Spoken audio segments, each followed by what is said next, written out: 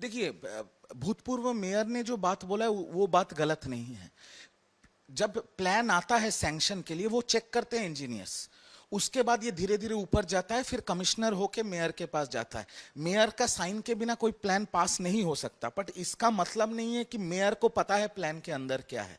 और permission Kolkata municipal corporation देता है। पकड़ लीजिए, मुझे एक घर बनाना है, मैंने सैंक्शन प्लान अप्लाई किया है, कॉर्पोरेशन ने मुझे दे दिया है प्लान।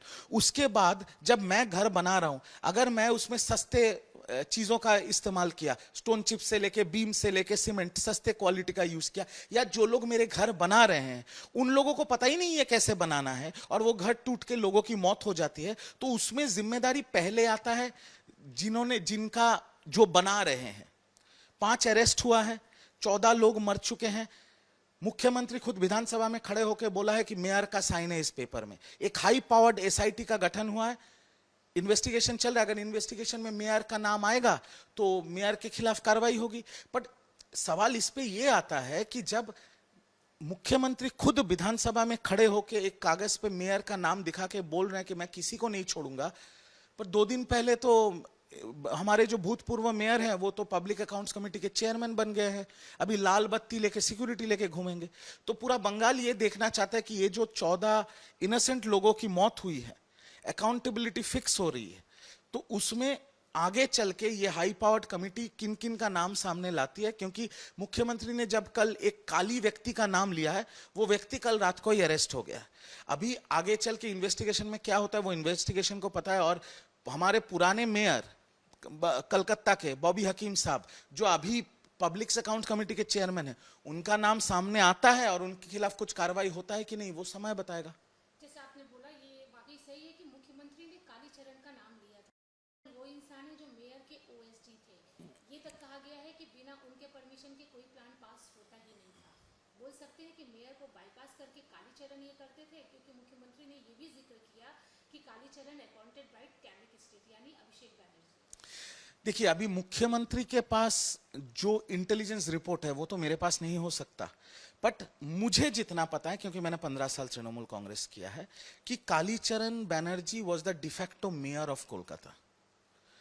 कालीचरण बनर्जी 2018 साल से मेयर के ओएसडी रहे हैं, ऑफिसर ऑन स्पेशल ड्यूटी।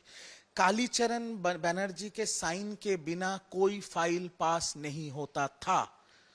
और 100 करोड़ से बड़ा अगर कोई प्रोजेक्ट होगा तो वो कालीचरण के पास जाना मैंडेटरी था। अब ये क्यों समझ लीजिए आप। अब जब मुख्यमंत्री बोल रहे हैं उनके साथ कैमैक स्ट्रीट का लिंक था, तो मुख्यमंत्री उसका उनके पास ज्यादा इंटेलिजेंस का रिपोर्ट होगा। पर मैं 2 चीज आपको बोल रहा हूं, ये कालीचरण के खिलाफ कलकत्ता म्युनिसिपल कॉर्पोरेशन के जो अभी के चेयरपर्सन है माला रॉय, इन्होंने मेयर को रिटन कंप्लेन किया था कि कालीचरण को अगर नहीं निकालोगे तो मैं कॉर्पोरेशन नहीं आऊंगा।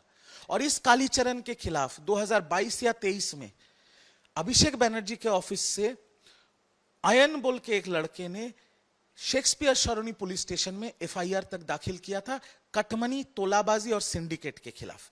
तो सच्चाई क्या है वो एसआईटी बताएगी, सच्चाई क्या है वो इंटेलिजेंस और पुलिस बताएगा, और सच्चाई मुख्यमंत्री के पास जाएगा। मुझे जितना पता है मैं आपको बोल रहा हूं, पर ये सच्चाई है कि Kalicharan Bandopadhyay was the de facto mayor of Calcutta. उनके परमिशन के बिना कोई फाइल मूवमेंट नहीं होता था। 100 करोड़ के ऊपर हर फाइल उनके पास जाना मैंडेटरी था, and he was larger than life. जब सारे पॉलिटिकल लीडर बदनाम होते हैं, सब पॉलिटिकल नेता राजनेता गाली खाते हैं, अंडे खाते हैं, बट पॉलिटिकल नेताओं के पीछे भी कुछ ऐसे लोग हैं जिनका नाम सामने नहीं आता है, बट जो सारे भ्रष्टाचार के साथ लिंक होते हैं। अभी इनका भी सामने आना बहुत जरूरी है। कल बीए कमेटी हुई, ठीक है। आने वाले हफ्ते में विधानसभा में 5 करीब बिल आने वाले हैं, जिसमें यूसीसी एक है और एक गुंडा बिल बोल के है, जिसमें कि एक्शन लिया जाएगा उन लोगों के खिलाफ जो कि एंटी सोशल या इस तरह के किसी चीज में लिप्त हो रहे हैं। देखिए, बिल अभी तक विधानसभा में पेश नहीं हुआ है, तो बिल में क्या लिखा है ये तो मुझे पता नहीं है, बिल पेश होने के बाद पता चलेगा। पर मुख्यमंत्री ने एक बार नहीं कई बार उन्होंने विधानसभा में ये बोला है कि हम एक ऐसे बिल ला रहे हैं कि आप गुंडागर्दी करोगे तो आपका जितना संपत्ति है उसको भी पुलिस ले लेगी आपसे।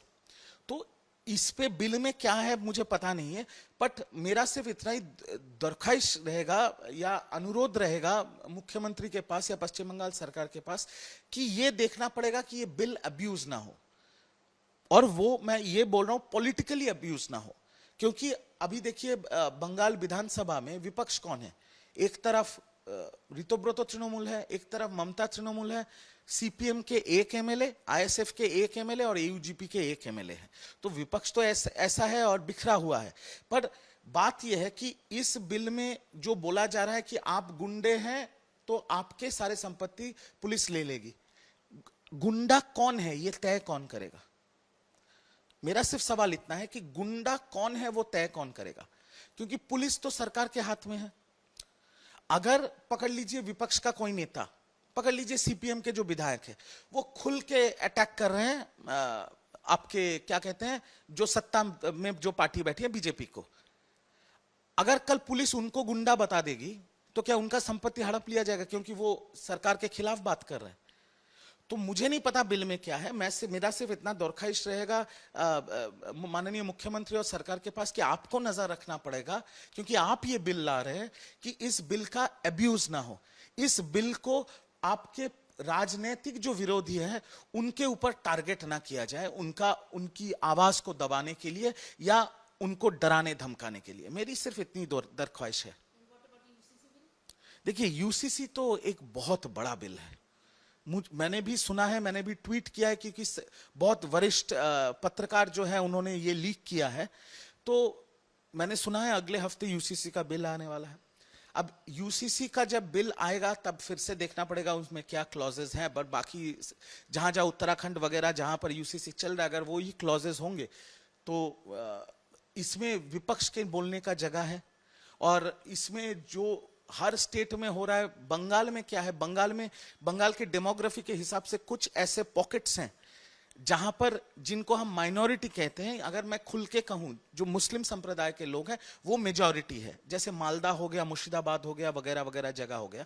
तो यहां पर क्या रिपरकशन होगा, यहां पर मुस्लिम समाज के लोग इस बिल को कैसे लेंगे, पॉजिटिवली लेंगे या इसके खिलाफ उनकी क्या रवैया होगा, ये तो समय बताएगा। क्योंकि यूसीसी बिल का पर्सनली तौर पे मैं समर्थन करता हूं that it should be equal for all, पर मेरे एक का समर्थन करने से कुछ नहीं होता है। बंगाल में इसका क्या समर्थन होगा, और बंगाल में स्पेशली बंगाल के जिन जगहों में मुस्लिम संप्रदाय के लोग ज्यादा हैं, यूसीसी में उनके अगर जो धार्मिक लॉ है, जो शारिया लॉ वो फॉलो करते हैं, अगर उसमें कुछ हस्तक्षेप होता है तो उनका क्या रवैया होगा ये समय बताएगा, और ये सरकार और सत्ताधारी पार्टी को देखना पड़ेगा। मैं एक बंगाल के निवासी के हिसाब से मैं सिर्फ इतना कहूंगा, और मेरी दरख्वास्त रहेगी माननीय मुख्यमंत्री और सत्ताधारी पार्टी से कि बंगाल में शांति बना रहे। ऐसा कुछ ना हो कि बंगाल में अशांति हो, बंगाल शांति बना रहे। बंगाल के लोग ये परिवर्तन लाया है सिर्फ शांति के लिए कि शांति और अमन बना रहे। मेरी सिर्फ इतनी गुजारिश होगी।